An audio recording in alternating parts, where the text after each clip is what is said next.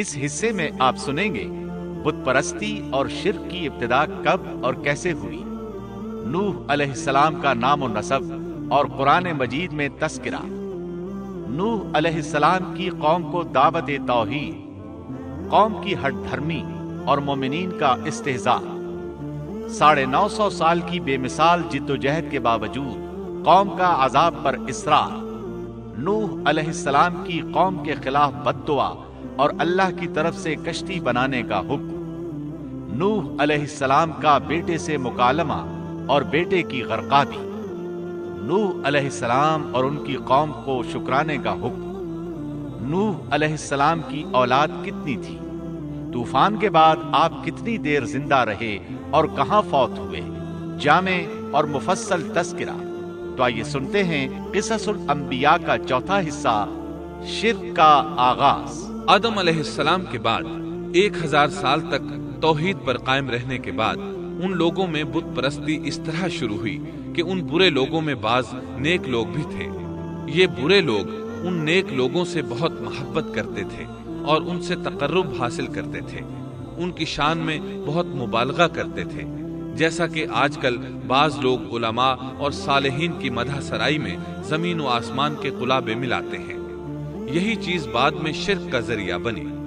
امام بخاری رحمۃ اللہ علیہ نے سورہ نوح آیت 23 میں اللہ کے فرمان وَقَالُوا لَا تَذَرُنَّ آلِهَتَكُمْ وَلَا تَذَرُنَّ وَدًّا وَلَا سُوَاعًا وَلَا يَغُوثَ وَيَعُوقَ وَنَسْرًا، اور انہوں نے کہا کہ ہرگز اپنے معبودوں کو نہ چھوڑنا اور نہ ود اور سوا اور یغوث اور یعوق اور نصر کو چھوڑنا کی تفسیر کرتے ہوئے ابن عباس رضی اللہ عنہما سے روایت کی ہے۔ وہ فرماتے ہیں کہ یہ نوح علیہ السلام کی قوم کے بعض نیک آدمیوں کے نام ہیں۔ جب وہ فوت ہو گئے تو شیطان نے ان کی قوم کے دل میں یہ بات ڈال دی کہ جہاں وہ حضرات بیٹھا کرتے تھے وہاں ان کے بت بنا کر رکھ دو اور ان کو وہی نام دو جو ان بزرگوں کے تھے۔ انہوں نے ایسا ہی کیا اور پتھر کے بت بنا کر ان کے نام ان بزرگوں والے رکھ دیے۔ اس وقت تو بتوں کی پوجا نہ ہوئی، لیکن جب یہ لوگ فوت ہو گئے اور علم مٹ گیا تب ان کی پوجا ہونے لگی۔ ابن عباس رضی اللہ عنہما فرماتے ہیں نوح علیہ السلام کی قوم کے یہی بت بعد میں عرب میں پوجے گئے، اور اللہ تعالیٰ کے فرمان وَقَالُوا لَا تَذَرُنَّ آلِهَتَكُمْ وَلَا تَذَرُنَّ وَدًّا وَلَا سُوَاعًا وَلَا يَغُوثَ وَيَعُوقَ وَنَسْرًا کا یہی مطلب ہے، یعنی ان نیک بزرگوں کے بت بنا لیے گئے اور آہستہ آہستہ ان کی پوجا شروع کر دی گئی، اور سب لوگوں نے ایک اللہ کی عبادت سے انکار کر دیا۔ نوح علیہ السلام اکیلے اس دنیا میں موحد اور توحید پرست باقی رہ گئے۔ نوح علیہ السلام کا نسب کچھ یوں ہے، نوح بن لامک بن متو شلاخ بن ادریس۔ اس طرح ادریس علیہ السلام ان کے پردادا ہوئے۔ اس وقت لوگوں کی عمریں بہت طویل ہوتی تھیں، اس لیے ہم کہہ سکتے ہیں کہ ادریس علیہ السلام کئی 100 سال زندہ رہے اور نوح علیہ السلام 1000 سال سے بھی زیادہ عرصہ زندہ رہے۔ عمریں لمبی ہونے کی وجہ سے ادریس علیہ السلام اور نوح علیہ السلام کے درمیان کافی مدت بنتی ہے، اور اسی مدت کے دوران کفر و شرک نے زور پکڑا اور بتوں کی عبادت شروع ہو گئی۔ تب اللہ تعالیٰ نے نوح علیہ السلام کو زمین میں مبعوث فرمایا۔ ابن عباس رضی اللہ عنہما سے روایت ہے کہ نبی صلی اللہ علیہ وسلم نے فرمایا آدم علیہ السلام اور نوح علیہ السلام کے درمیان 10 قرن تھے، ایک قرن 100 سال کا ہوتا ہے۔ آدم علیہ السلام کے 1000 سال بعد تک لوگ توحید پر قائم رہے، پھر آہستہ آہستہ شیطان نے انہیں شرک کے راستے پر ڈال دیا، شرک عام ہو گیا، ایک اللہ کی عبادت بالکل ختم ہو کر رہ گئی۔ تب اللہ نے نوح علیہ السلام کو مبعوث فرمایا، انہوں نے اللہ کی طرف دعوت دی، انہوں نے بہت مشقت اٹھائی، جیسا کہ سورہ نوح میں اللہ فرماتے ہیں بسم اللہ الرحمن الرحیم انا ارسلنا نوحا نوحا إلى قومه أن أنذر قومك من قبل أن يأتيهم عذاب أليم قال يا قوم إني لكم نذير مبين أن اعبدوا الله واتقوه وأطيعون يغفر لكم من ذنوبكم ويؤخركم إلى أجل مسمى إن أجل الله إذا جاء لا يؤخر لو كنتم تعلمون اللہ تعالیٰ بخشش اور رحم کرنے والے کے نام سے شروع کرتا ہوں۔ یقیناً ہم نے نوح کو ان کی قوم کی طرف بھیجا کہ اپنی قوم کو ڈراؤ اور خبردار کر دو اس سے پہلے کہ ان کے پاس دردناک عذاب آ جائے۔ نوح نے کہا اے میری قوم میں تمہیں صاف صاف ڈرانے والا ہوں کہ تم اللہ کی عبادت کرو اور اس سے ڈرا کرو اور میرا کہنا مانو تو وہ تمہارے گناہ بخش دے گا اور تمہیں ایک وقت مقررہ تک چھوڑ دے گا۔ یقیناً اللہ کا وعدہ جب آ جاتا ہے تو موقوف نہیں ہوتا، کاش تمہیں سمجھ ہوتی۔ نوح علیہ السلام تبلیغ کے سلسلے میں سخت محنت کرتے، دن رات لوگوں کے گھروں اور ان کے اجتماعات میں جا جا کر انہیں دعوت دیتے۔ آپ انہیں اعلانیہ اور پوشیدہ طور پر دعوت دیتے، یہاں تک کہ دعوت دیتے دیتے انہیں 950 سال گزر گئے، لیکن سوائے چند لوگوں کے کوئی ایمان نہ لایا۔ تب انہوں نے اللہ سے دعا کی، اے میرے اللہ، میں نے اپنی قوم کو دن رات تیری طرف بلایا، لیکن میرے بلانے سے یہ اور زیادہ بھاگنے لگے۔ انہوں نے اپنے کانوں میں انگلیاں ٹھونس لی، اپنے اوپر کپڑے اوڑھ لیے اور کہنے لگے ہم تیری شکل دیکھنا نہیں چاہتے۔ میرے اللہ، یہ لوگ تیری باتیں سننا پسند نہیں کرتے۔ میں نے پھر بھی ان سے کہا اپنے مالک سے بخشش طلب کرو، وہ بڑا بخشنے والا ہے۔ اس وقت نوح علیہ السلام کی قوم میں ایک بادشاہ تھا، وہ بہت مغرور تھا۔ وہ قوم سے کہنے لگا نوح کی باتوں پر کان نہ دھرنا اور نہ اس سے بحث کرنا، یہ جو کرتا ہے اسے کرنے دو، تم اپنے بتوں کی پوجا پر ڈٹے رہو۔ چنانچہ لوگوں نے نوح علیہ السلام کی باتوں کی طرف سے کان بند کر لیے، اپنے بادشاہ کی بات پر عمل کرنے لگے۔ تب نوح علیہ السلام نے اللہ سے فریاد کی،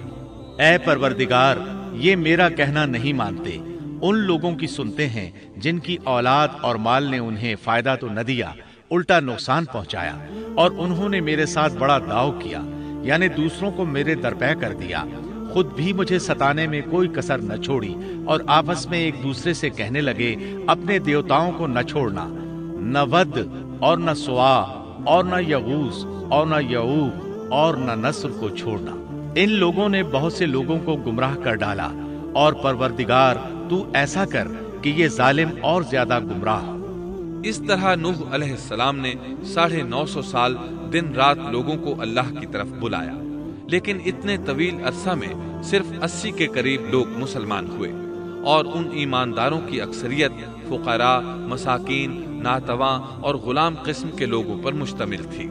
جن کی معاشرے میں کوئی حیثیت نہیں ہوتی۔ مشکل سے 10 ایماندار ایسے ہوں گے جو شرف و جاہ کے مالک ہوں گے۔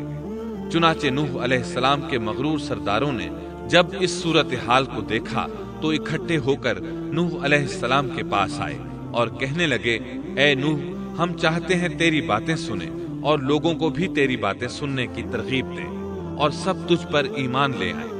لیکن اس سے پہلے ہماری ایک شرط ہے، یہ کہ آپ کے حلقے میں جو یہ ذلیل اور حقیر لوگ آ گئے ہیں انہیں دھکے دے کر اپنے پاس سے نکال دیں، اس لیے کہ ہم اپنی قوم کے سردار، چودھری اور مقام و مرتبے والے لوگ ہیں، اس لیے ہم ان فقیر لوگوں کے پاس نہیں بیٹھ سکتے۔ اگر آپ انہیں نکال دیتے ہیں تو ہم ایمان لے آئیں گے۔ اللہ تعالیٰ نے نوح علیہ السلام کی قوم کے ان سرداروں کی تردید سورہ ہود آیات 27 تا 31 میں کی ہے۔ اللہ تعالیٰ فرماتے ہیں فقال الملأ الذين كفروا من قومه ما نراك إلا بشرا مثلنا وما نراك اتبعك إلا الذين هم أراذلنا بادي الرأي وما نرى لكم علينا من فضل بل نظنكم كاذبين قال يا قوم أرأيتم إن كنت على بينة من ربي وآتاني رحمة من عنده فعميت عليكم أنلزمكموها وأنتم لها كارهون۔ کافر سردار نوح سے کہنے لگے ہم تو یہی دیکھتے ہیں کہ تو ہماری طرح ایک آدمی ہے اور یہ بھی دیکھتے ہیں کہ صرف ان لوگوں نے تیری پیروی کی ہے جو ہم میں رذیل ہیں،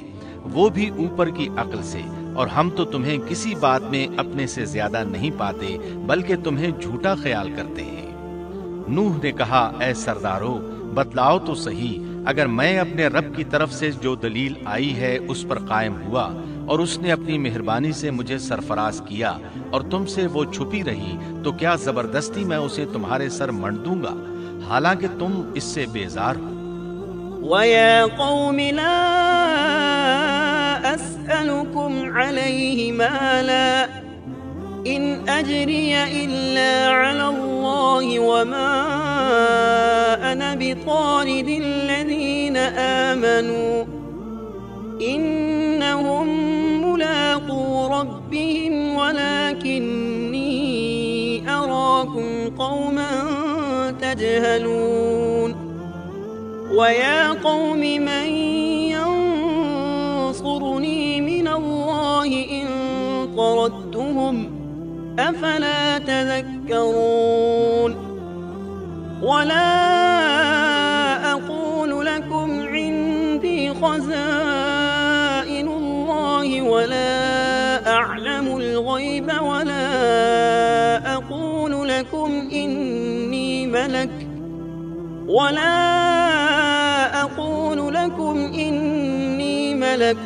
ولا أقول للذين تزدري أعينكم لن يؤتيهم الله خيرا الله أعلم بما في أنفسهم إني إذا لمن الظالمين۔ میری قوم والو میں تم سے اس پر کوئی مال نہیں مانگتا، میرا ثواب تو صرف اللہ تعالیٰ کے ہاں ہے، نہ میں ایمانداروں کو اپنے پاس سے نکال سکتا ہوں، انہیں اپنے رب سے ملنا ہے، لیکن میں دیکھتا ہوں کہ تم لوگ جہالت کی بات کر رہے ہو۔ میری قوم کے لوگوں اگر میں ان مومنوں کو اپنے پاس سے نکال دوں تو اللہ کے مقابلے میں میری مدد کون کر سکتا ہے؟ کیا تم کچھ بھی غور و فکر نہیں کرتے؟ میں تم سے یہ نہیں کہتا کہ میرے پاس اللہ کے خزانے ہیں اور میں غیب کا علم بھی نہیں رکھتا، نہ میں یہ کہتا ہوں کہ میں کوئی فرشتہ ہوں، نہ میرا یہ قول ہے کہ جن پر تمہاری نگاہیں ذلت سے پڑ رہی ہیں اللہ تعالیٰ انہیں کوئی نعمت دے گا ہی نہیں، ان کے دل میں جو ہے اللہ اسے بخوبی جانتا ہے۔ اگر میں ایسی بات کہوں تو یقیناً میرا شمار ظالموں میں سے ہوگا۔ اس پر نوح علیہ السلام کی قوم اور اکڑ گئی اور وہ کہنے لگے اے نوح بس بہت ہو گیا، تو نے ہمیں بہت ڈرا دھمکا دیا، اب اگر تو سچا ہے تو جس چیز کا وعدہ تو ہم سے کرتا تھا اس کو لے آ۔ نوح علیہ السلام نے ان کی بات سن کر کہا عذاب لانا تو اللہ کا کام ہے، اللہ کو کوئی عاجز نہیں کر سکتا، اور جب اس کا عذاب آ جائے گا تو کوئی بھاگ نہیں سکے گا۔ اس کے بعد نوح علیہ السلام کی قوم کا ان سے آمنا سامنا ہوا تو انہوں نے ان سے کہا اے میری قوم اگر تم پر یہ گراں گزرتا ہے کہ میں تم میں رہتا ہوں اور تمہیں اللہ کی باتیں سنا رہا ہوں، تم اس سے چڑھتے ہو اور مجھے نقصان پہنچانے کے درپے رہتے ہو تو سنو، میں صاف کہتا ہوں مجھے تمہارا کوئی خوف نہیں، تمہاری کوئی پرواہ نہیں، تم سے جو ہو سکے کر گزرو، میرا جو بگاڑ سکتے ہو بگاڑ لو، تم اپنے شریکوں اور جھوٹے معبودوں کو بھی بلا لو اور مل جل کر مشورے کر کے بات کھول کر پوری قوت کے ساتھ مجھ پر حملہ کرو، تمہیں قسم ہے تم میرا جو بگاڑ سکتے ہو بگاڑ لو، اس میں کوئی کسر اٹھا نہ رکھو، مجھے بالکل مہلت نہ دو، اچانک مجھے گھیر لو، میں بالکل بے خوف ہوں، اس لیے کہ تمہارے راستے کو میں باطل جانتا ہوں۔ میں حق پر ہوں، حق کا ساتھی اللہ ہوتا ہے۔ میرا بھروسہ اسی عظیم ذات پر ہے، مجھے اس کی قدرت کی بڑائی معلوم ہے۔ نوح علیہ السلام نے واضح الفاظ میں اپنی قوم کو چیلنج دیا، لیکن کسی میں طاقت نہ ہوئی کہ وہ نوح علیہ السلام کا مقابلہ کر سکے۔ چنانچہ کہنے لگے، اسے چھوڑ دو، یہ مجنون اور بے وقوف ہے، نعوذ باللہ۔ بہرحال معاملہ اسی طرز پر چلتا رہا، یہاں تک کہ سال ہر سال گزر گئے، لیکن کوئی مسلمان نہ ہوا۔ پھر پہاڑ پر رہنے والے لوگ روز بروز برائی میں ترقی کرتے چلے گئے، اور جو لوگ شروع میں ایمان لائے تھے ان کے علاوہ اور کوئی شخص ایمان نہ لایا۔ نوح علیہ السلام انہیں مسلسل دعوت دیتے رہے مگر بے اثر، یہاں تک کہ اللہ تعالیٰ نے نوح علیہ السلام کی طرف وحی کی کہ اب کوئی شخص ایمان نہیں لائے گا۔ اللہ تعالیٰ سورہ ہود میں فرماتے ہیں، وَأُوحِيَ إِلَى نُوحٍ أَنَّهُ لَن يُؤْمِنَ مِن قَوْمِكَ إِلَّا مَن قَدْ آمَنَ فَلَا تَبْتَئِسْ بِمَا كَانُوا يَفْعَلُونَ۔ نوح کی طرف وحی کی گئی کہ آپ کی قوم میں سے جو ایمان لا چکے ہیں ان کے سوا اور کوئی اب ایمان نہیں لائے گا، بس آپ ان کے کاموں پر غمگین نہ ہوں۔ مطلب یہ تھا کہ آپ غم نہ کریں، اللہ کا حکم اب پورا ہونے والا ہے۔ غور فرمائیں، نوح علیہ السلام کے جذبے کو دیکھیے، مسلسل 950 سال تک دعوت دیتے رہے، لوگ انہیں جھٹلاتے رہے، لیکن پھر بھی ان سے نا امید نہ ہوئے۔ اب جب کہ اللہ کی طرف سے وحی آ گئی کہ ان میں سے اور کوئی ایمان نہیں لائے گا اور کسی میں طاقت نہیں کہ انہیں ہدایت عطا فرمائے، تو نوح علیہ السلام نا امید ہو گئے اور انہوں نے اپنی قوم پر بد دعا کی۔ اس کا ذکر اللہ تعالیٰ نے سورہ نوح آیات 26 تا 28 میں کیا ہے۔